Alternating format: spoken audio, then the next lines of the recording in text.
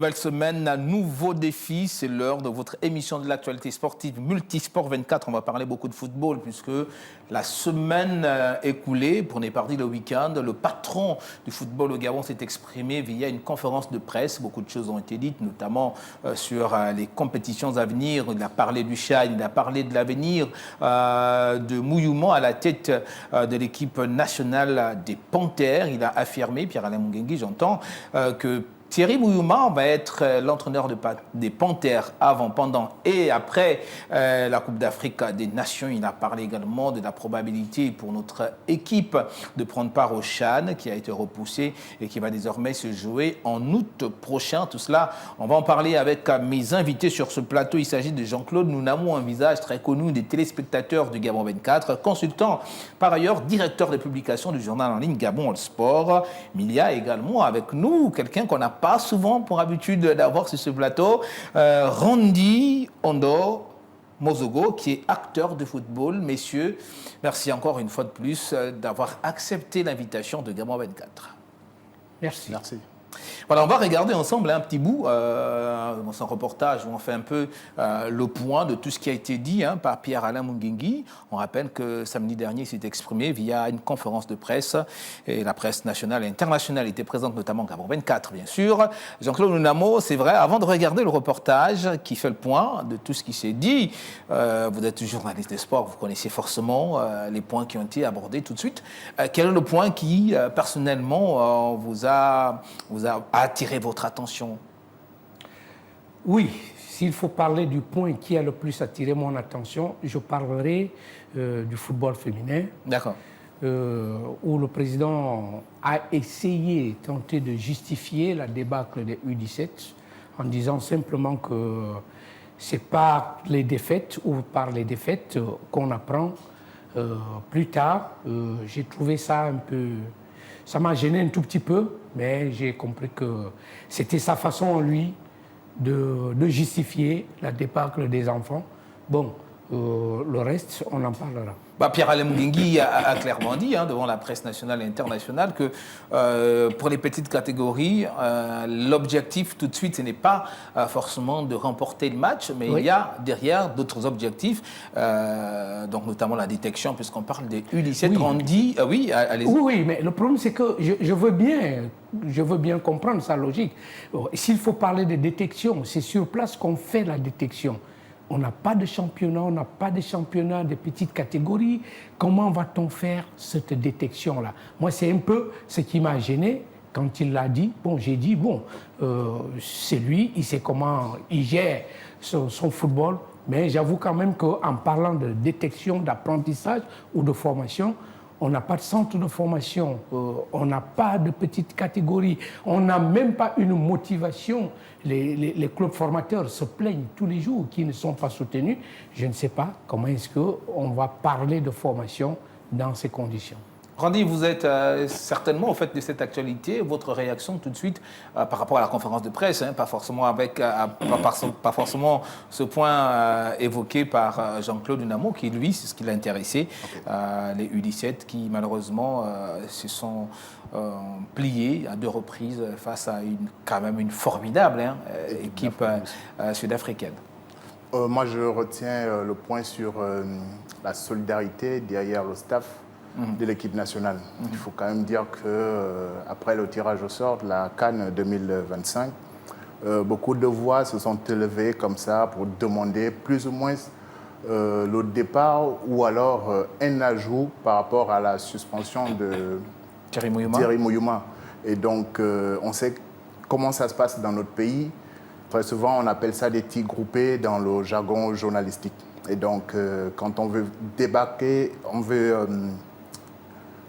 faire sortir un entraîneur, un sélectionneur, un staff, tout de suite, on cherche la petite bête. Et malheureusement, Thierry Mouyouma va démarrer la compétition avec 2 matchs de suspension. Au minimum. Au minimum. Voilà, parce que ça peut être plus long. Il était important pour le patron de la fédération de témoigner au staff, si besoin il était, qu'il était vraiment solidaire avec ces derniers. Et c'est ce que moi je retiens. On retient vraiment un dirigeant qui fait un avec son staff et qui est prêt à l'assumer, quel que soit ce que cela lui en coûte.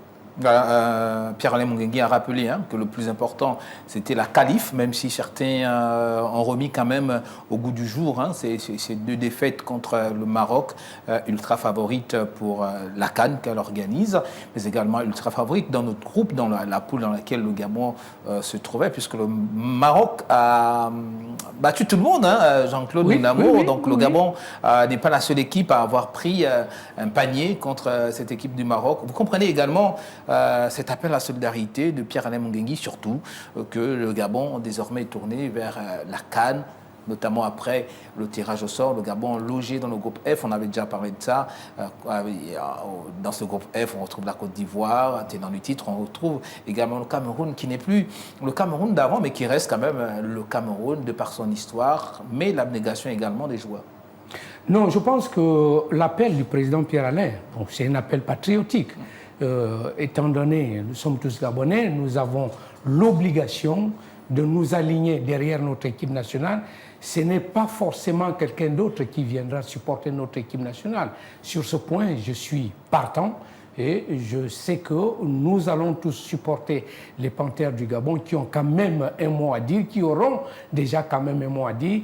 Je me souviens déjà, il y a 1 ou 2 mois, Pierre-Emerick Aubameyang promettait déjà que s'il est dans le groupe qui va aller à la CAN, il promet d'aller faire sensation. C'est des éléments comme ça qui peuvent commencer à circuler pour que le moment venu, on a encore 1 an, je crois qu'il y a de l'émulation, il y a de la motivation qui va arriver. En tout cas, je suis de ceux qui disent derrière tous les Panthères pour qu'on aille un peu plus loin. Allez, messieurs, on va aller regarder ensemble justement ce reportage qui retrace un peu et qui fait le point de ce qui s'est dit lors de cette conférence de presse animée par Pierre-Alain Mungengui, le président de la Fédération gabonaise de football, le week-end écoulé. C'est à cœur ouvert que Pierre-Alain Mungengui, le président de la Fédération gabonaise de football, s'est exprimé devant la presse samedi dans la capitale gabonaise.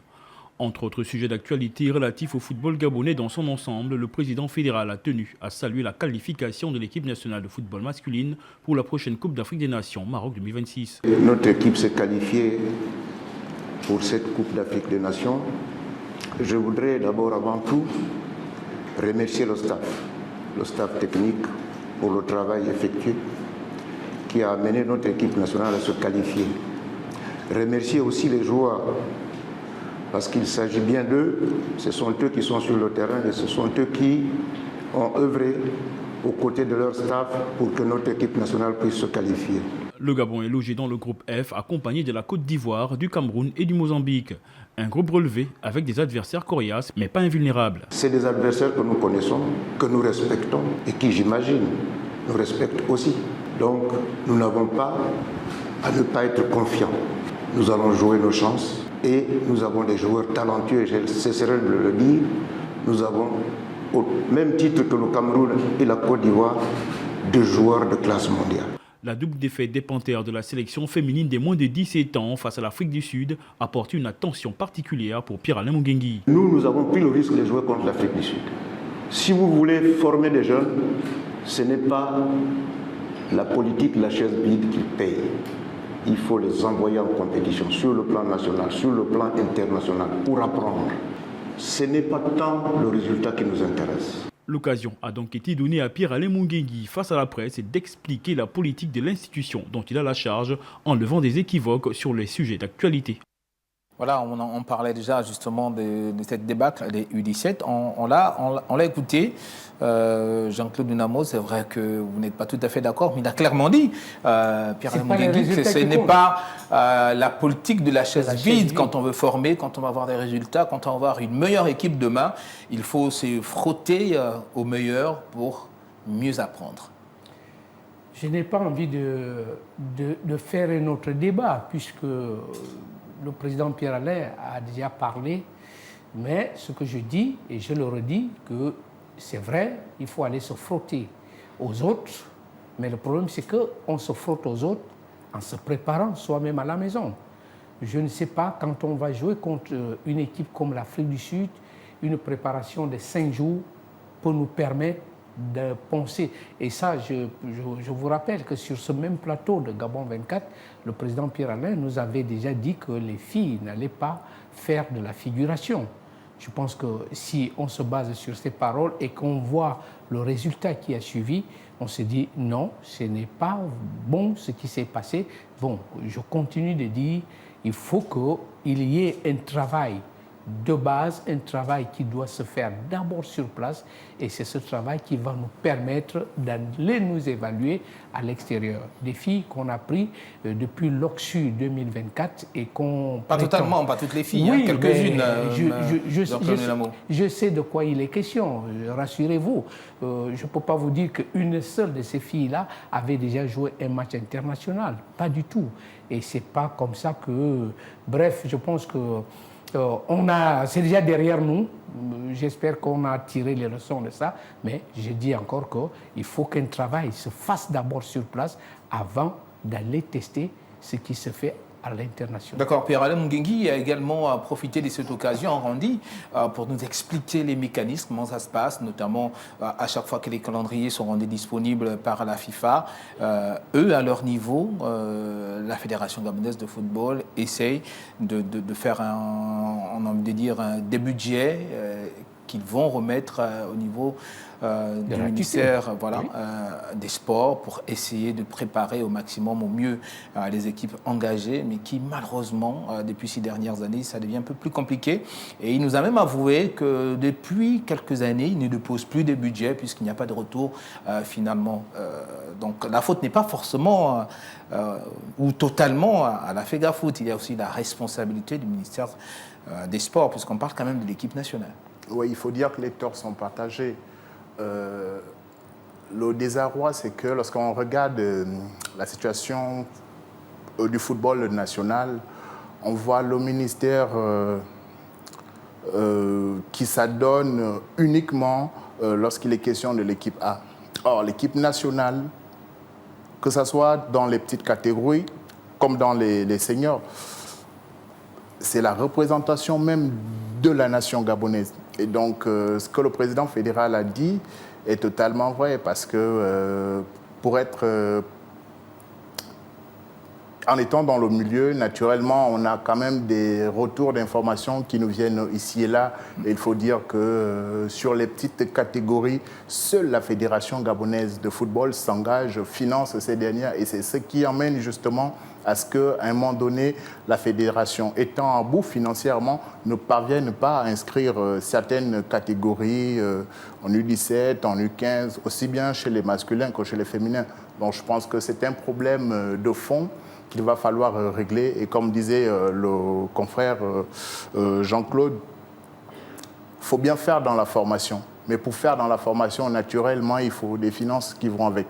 Et donc aujourd'hui, combien de clubs sont capables de faire de la formation à bon escient en partant des petites catégories jusqu'aux seniors? Ça demande énormément d'argent. Et ce qui est regrettable, c'est que l'État dépense énormément d'argent dans des catégories seniors en oubliant la formation. Or, c'est dans la formation que l'État devrait maximiser, parce que ce sont ces jeunes-là qui, demain, prendront le relais. Et c'est un peu dommage que les petites catégories, j'ai envie de dire, pas seulement dans le football, en toutes disciplines confondues, sont totalement à l'abandon. Et pour avoir côtoyé certains de ces encadreurs, j'en connais qui sortent de leur argent pour financer aussi bien les entraînements que les études, voire même gérer le quotidien de ces jeunes-là. Donc il faudrait qu'à un moment donné, que l'État prenne ses responsabilités. Et puis à côté de ça, Jean-Claude Nunamo, le président fédéral, a parlé du retour de Tchibanga. Quand on parle de Tchibanga, on parle du football féminin et notamment le championnat. Une bonne nouvelle également, puisque notre équipe U20 est également engagée dans des éliminatoires.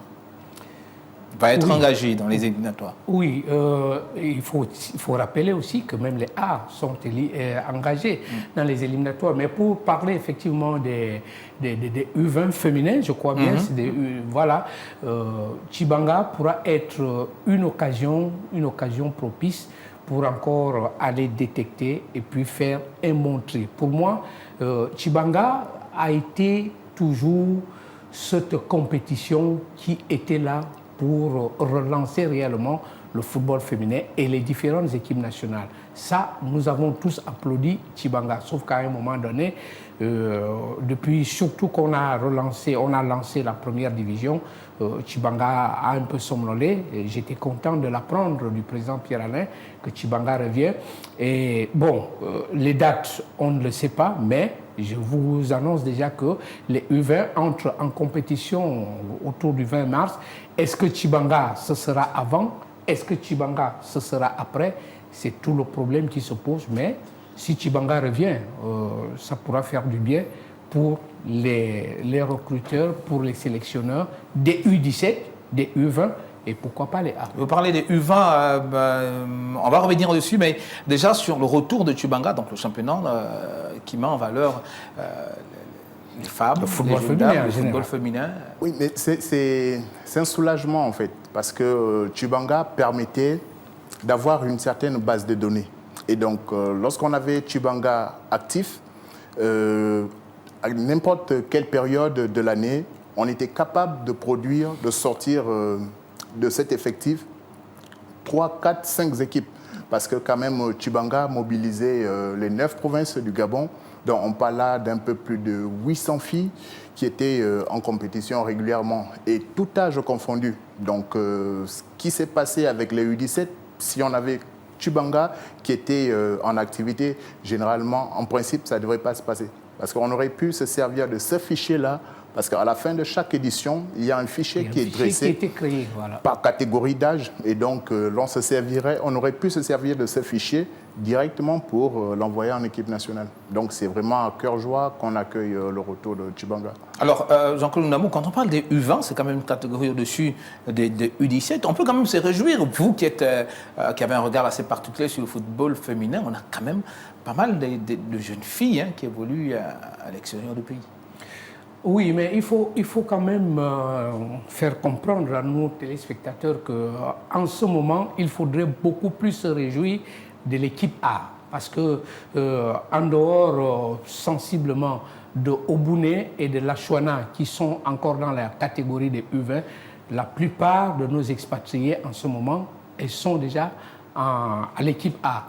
Donc les U20 qui vont être amenés à aller jouer les éliminatoires au mois de mars, je pense qu'on pourra encore l'épuiser dans la sélection des A qui va arriver, parce que généralement, on surclasse un certain nombre de filles qui ont déjà une certaine expérience dans le jeu.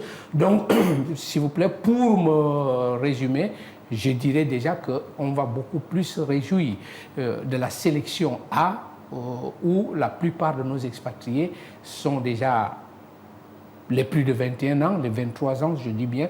Donc, pour l'espèce, et je vous rappelle que dans moins de 2 semaines, nous jouons contre le Mali dans le cadre effectivement des éliminatoires de la Coupe d'Afrique des Nations féminines.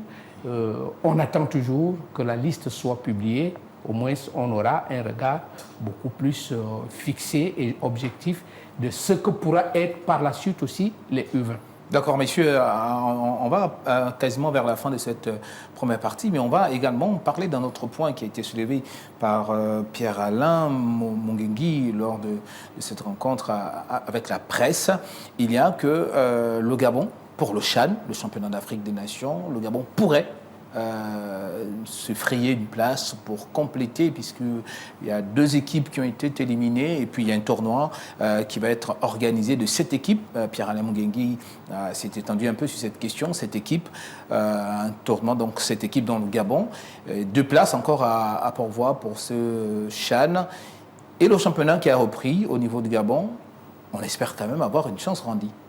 Oui, c'est en tant qu'amoureux de football, c'est tout ce qu'on demande. Il faut dire que... Et ce serait surtout bien pour ces joueurs qui évoluent sur le plan national. Tout à fait. En fait, c'est bien à tous les niveaux. Déjà, pour la participation au CHAN, il faut quand même dire que le Gabon sortait d'une suspension, je ne sais pas, de 8 ans à peu près, donc 2 éditions. Et donc, on revient Ça donne la possibilité, comme ça, au sélectionneur Thierry Mouyouma d'avoir un angle vraiment périphérique sur la situation du football local. Et je pense que c'est un appel comme ça que je lance à nos jeunes locaux ici. Ils ont la possibilité de se frayer un chemin en équipe B. Et donc, si on se frayait un chemin en équipe B, la logique voudrait que ça se poursuive en équipe A. Donc, c'est à eux de prendre cette chance, de la saisir et puis de donner ce qu'ils ont. Oui, je suis parfaitement aussi, je suis d'ailleurs très content de cette information que le président Pierre-Alain est juste venu confirmer parce que ça circulait déjà depuis un bon bout de temps que le Gabon pouvait maintenant se racheter parce que par rapport à la situation de démission de deux équipes, il fallait compléter le groupe et le report également de la compétition du CHAN au mois d'août laissait déjà donc la possibilité d'un tournoi qui pouvait donc ramener les deux équipes qui pouvaient jouer. Et à 12 journées, après 12 journées du championnat, je crois que le problème ne se poserait plus. Et là, vraiment, je pense que le problème ne se poserait plus. Bon, on a déjà quand même un bon fichier sur le plan national depuis que le championnat a repris. Moi, je serais content que, exactement, comme l'a dit le président Pierre-Alain, qu'on se lance dans les éliminatoires du CHAN. Et puis, c'est un match aller-retour. Je pense qu'on a quand même toutes les chances. Ça va être une espèce de tournoi à cette équipe. Et puis, tout le monde devrait s'affronter. Et puis, on va prendre les deux premiers. Moi, je pense que si c'est un tournoi, nous n'avons pas peur. Je dis encore qu'après 12 journées de championnat, il y a déjà un échantillonnage dont on peut se servir. Il devrait y avoir une ossature qui se dégage. Oui. Il faut dire que durant ce tournoi, on aura quand même comme potentiel adversaire l'Égypte ou le Maroc. Allez, monsieur, 25 minutes, ça passe vite. On va marquer une petite pause et puis on va revenir pour essayer encore de parler de cette conférence de presse donnée par le patron du football Gabon, Pierre-Alain Mouguengui. On fait une petite pause et puis on se retrouve derrière.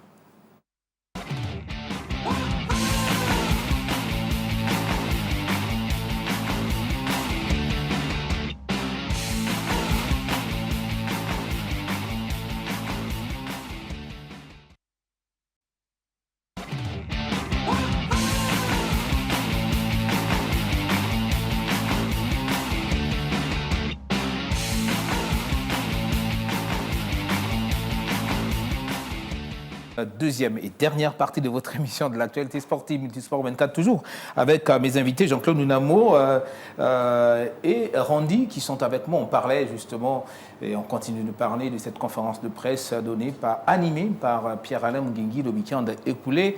Messieurs, on parle également des U17 hommes. Jean-Claude Namo, puisqu'il n'y a pas que des femmes, il y a aussi les jeunes hommes qui vont rentrer en compétition.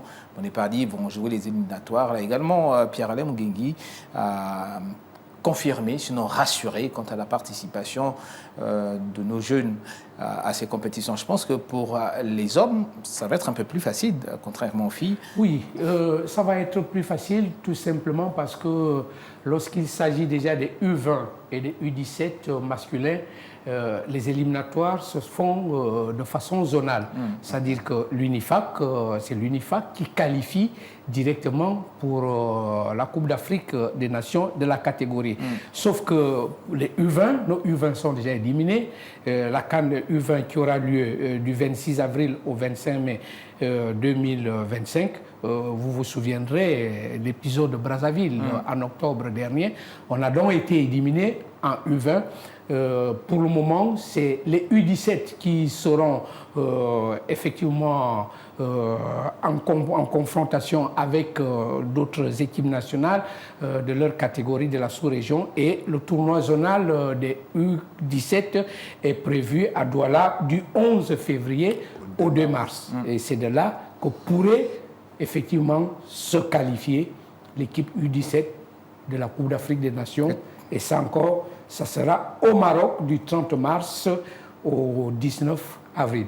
D'accord, quand je dis que c'est plus facile, c'est parce que les hommes, au moins, ça se joue, première division, deuxième division, les trois également, qui se jouent au niveau du Gabon. Donc facilement, on peut avoir des jeunes disponibles en jambes pour pouvoir aller défendre les couleurs du pays.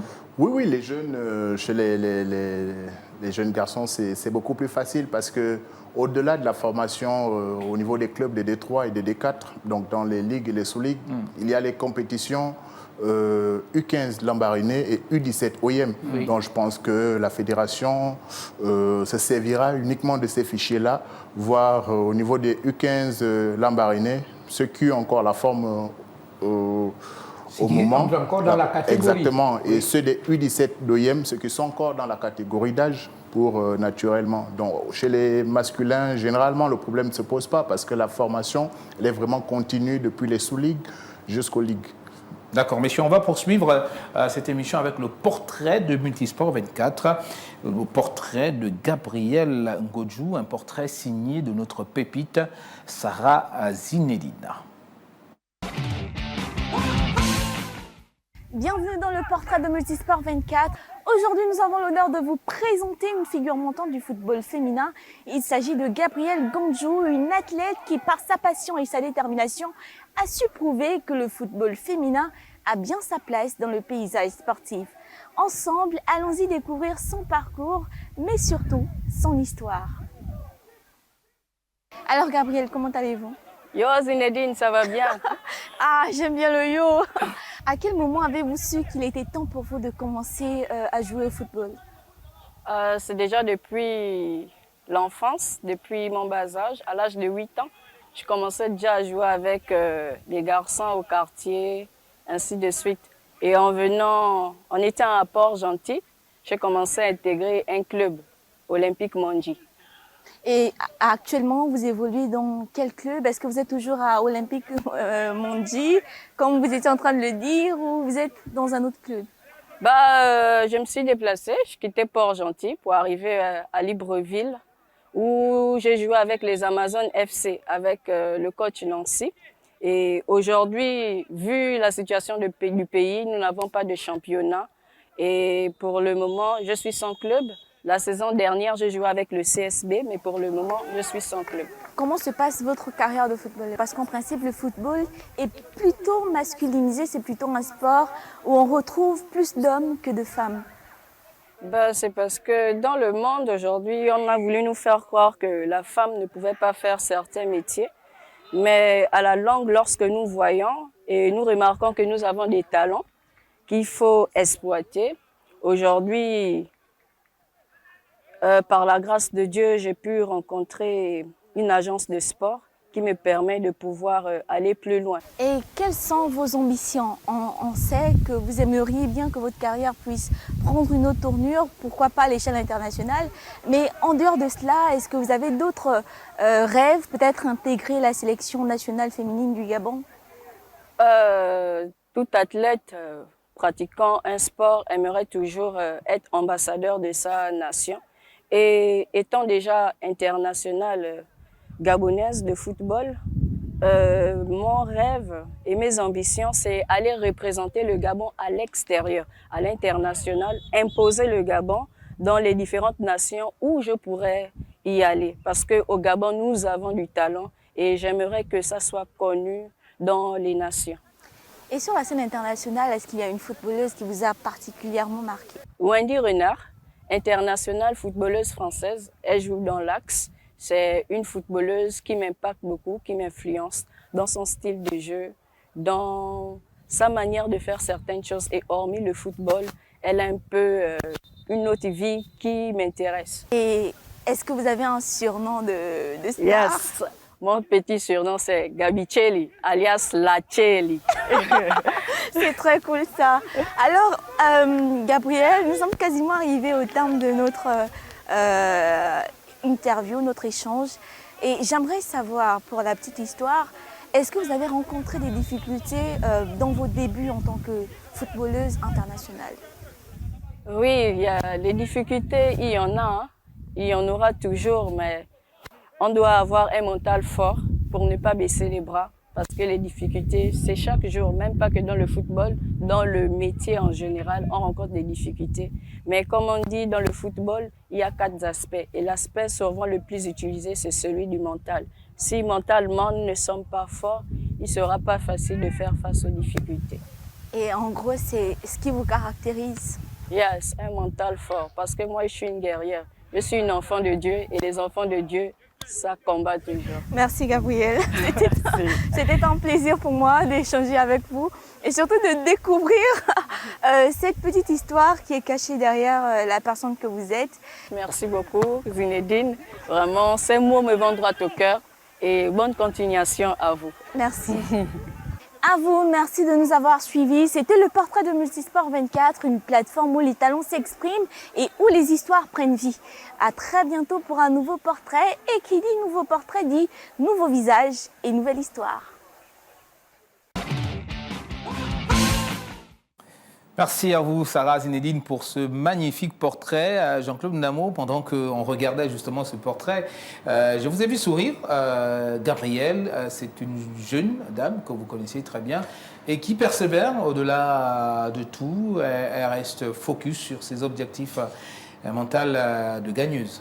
Oui, je l'appelle Gabi. Ça, c'est le nom le plus facile. Si vous appelez Gabi, on va vite se retrouver, mais si vous appelez Gabriel, ça sera difficile de savoir exactement de qui il est question. Je peux vous rassurer que c'est effectivement une ancienne internationale ou une internationale. C'est vrai que ça faisait 2 sélections qu'elle n'a pas été appelée et je pense que Tristan Mombo, qui doit communiquer sa future liste, on retrouvera le nom de Gabi. Et très bonne défenseuse, ça je peux vous le rassurer, très bonne taille de défenseuse parce qu'elle va dans les 1 mètre, plus de 70, 75. Je crois que Gabi a encore des preuves à nous sortir et ça ne m'étonnerait pas que son nom soit présent dans la future liste de Tristan Mombo. D'accord, messieurs, autre point, on va parler comme ça, on va revenir sur cette conférence de presse. Autre point abordé, c'est vrai qu'on en parlait déjà, puisqu'Alain Mungingi a tiré la sonnette d'alarme pour appeler les Gabonais à faire preuve de patriotisme. Mais il a été ferme, justement, en ce qui concerne Thierry Mouyouma. Il a dit Thierry Mouyouma est le sélectionneur du Gabon, va être le sélectionneur du Gabon avant, pendant et après la CAN, ça va toujours être Thierry Mouyouma.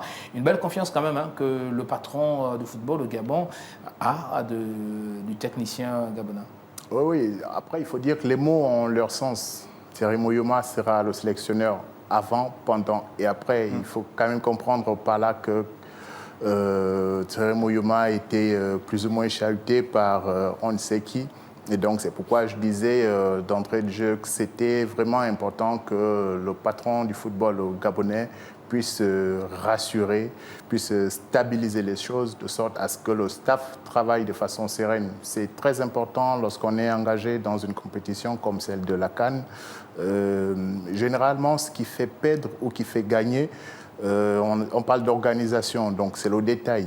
Et donc, du coup, ce que le patron de la fédération a fait était vraiment de bonne loi parce que ça permet de rassurer, si besoin y était, Thierry Mouyouma et tous ses lieutenants.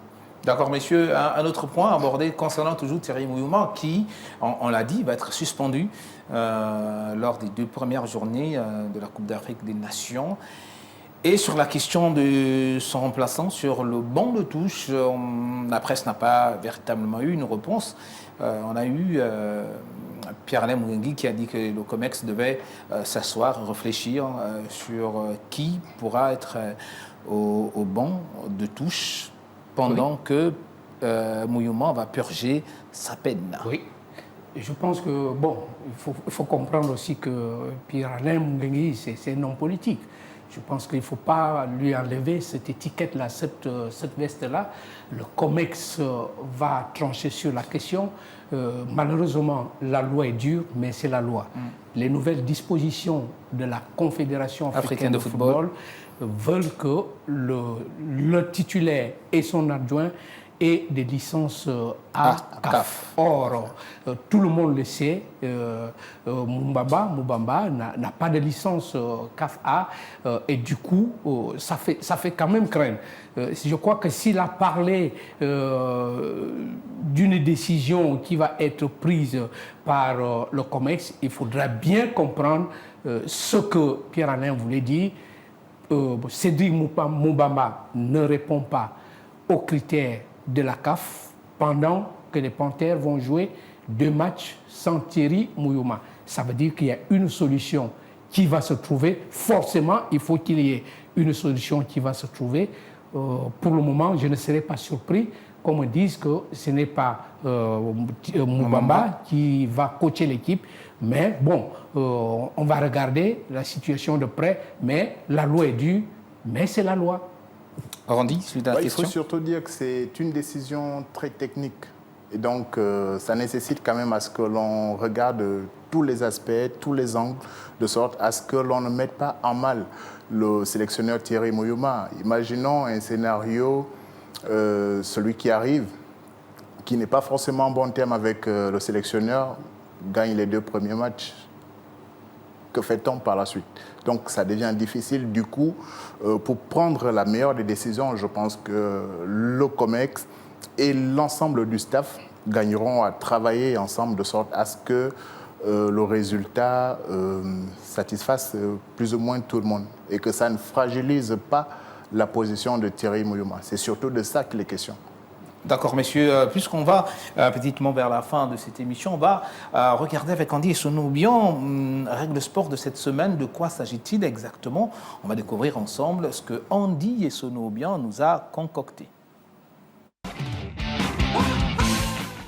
Salut à tous et merci de nous rejoindre sur ce numéro de Règles de sport consacré au kickboxing, cette discipline sportive pratiquée au Gabon depuis plusieurs décennies déjà. Avec nous pour en parler, Danny Le Choc, il est ceinture noire, 3e degré kickboxing, ex-international gabonais et surtout instructeur en sport de combat. Avec lui, nous ferons le tour de cette discipline qui nous intéresse aujourd'hui. Allez, suivez-moi pour plus d'explications.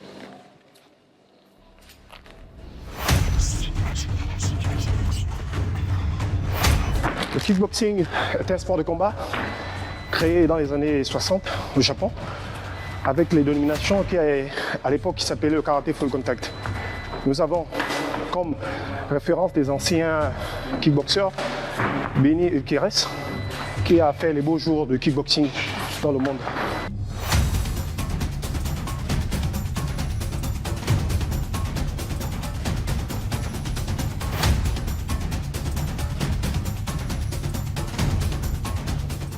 Nous avons ici des équipements en amateur. En amateur, nous avons des casques, nous avons des gants, nous avons des coquilles, nous avons des prothèses tibias. Ça, c'est en amateur. En professionnel, nous avons un combat sans casque, sans protège tibia, rien que paire de gants et coquilles protège dents. Pour marquer les points, nous avons la zone de face, nous avons le corps ici et nous avons la zone des jambes. Donc cette combinaison pied-point sur les marquages vous donne office de points. Donc les points sont marqués de façon au visage, sur le corps ou sur les jambes en kickboxing.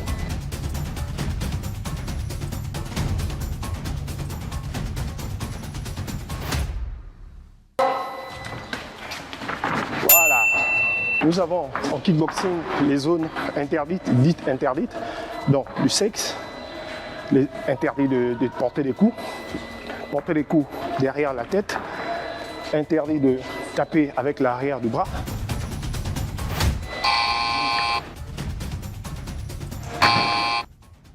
Et le temps, Danny, le temps est-il important lors d'un combat de kickboxing? Explication. Le temps, il est connu. En amateur, c'est 3 x 3, 3 minutes. x 3 rondes. En professionnel, ça varie. 5 rondes de 3 minutes. Alors, Danny, à quel moment intervient le KO en kickboxing? Explication. Le KO intervient toujours dans les zones où les gens ne s'attendent pas. Peut-être avec le cas de fatigue, où l'adversaire se sent acculé et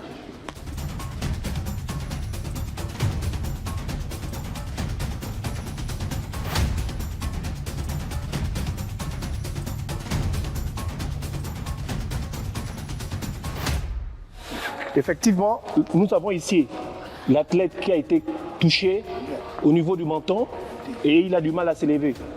Et l'arbitre lui met KO. Arrête le combat complètement.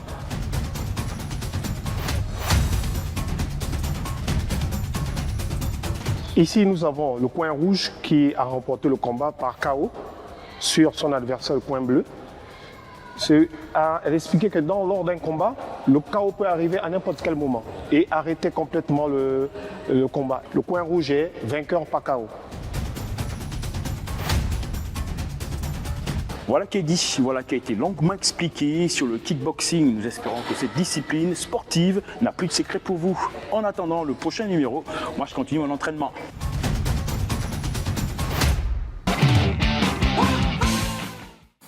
Voilà, on en sait un peu plus désormais grâce à Andy et son audience sur cette discipline, le kickboxing. Monsieur, on va petitement vers la fin de cette émission, peut-être aborder un autre aspect soulevé par Pierre-Alain Mungengui, c'est la question de la représentativité, le fait que les Gabonais soient un peu plus présents au niveau de la CAF, et il souhaite que davantage de Gabonais emboîtent le pas, puisque plus on est présent au niveau des instances décisionnelles de la CAF, facilement pour nous, on pourra d'une manière ou d'une autre influencer.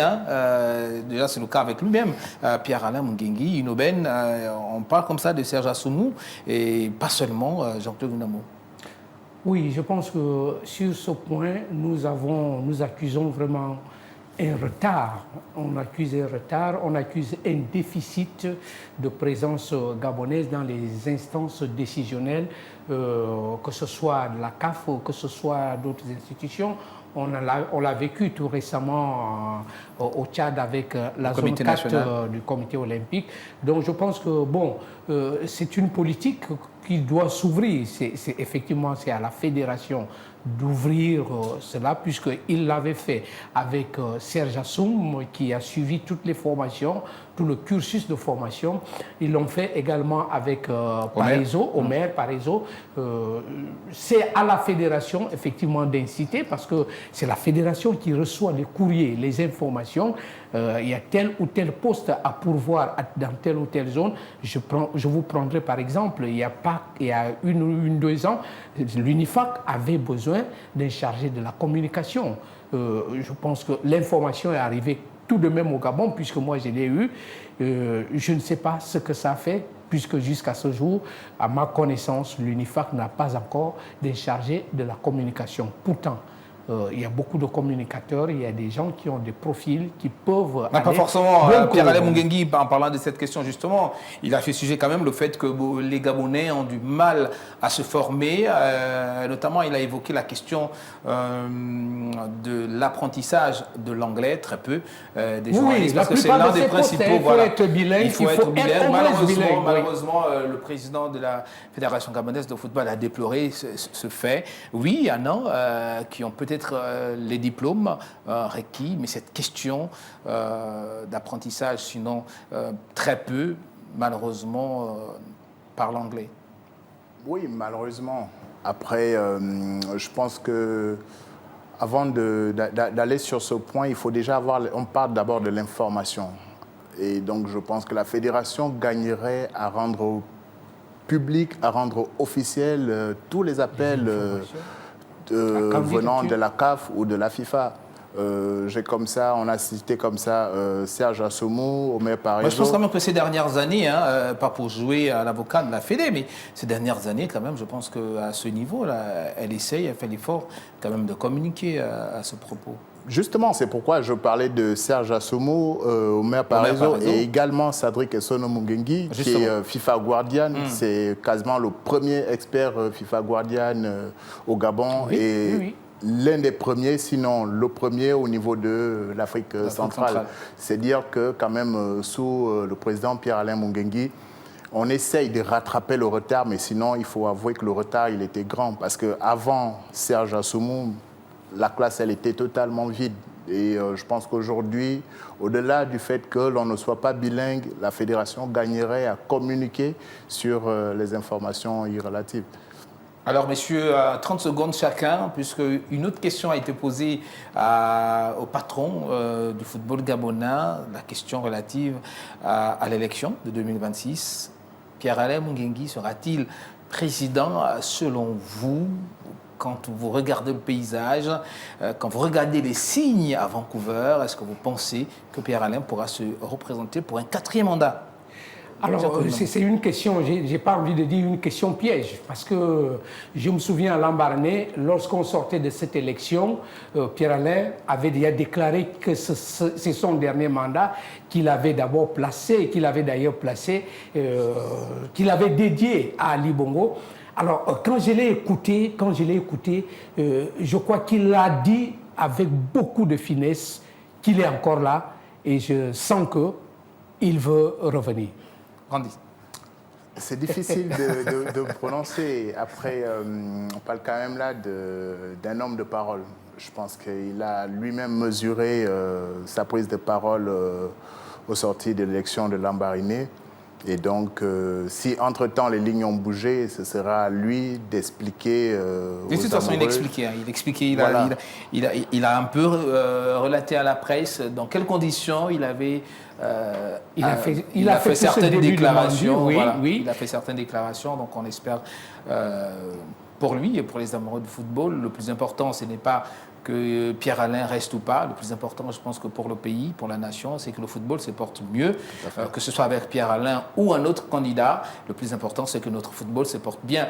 Merci. Oui, mais Andy, moi, avant de partir, j'aurais pu demander à Gaël ce qu'il pense du discours du président Pierre-Alain. Ben, je suis mal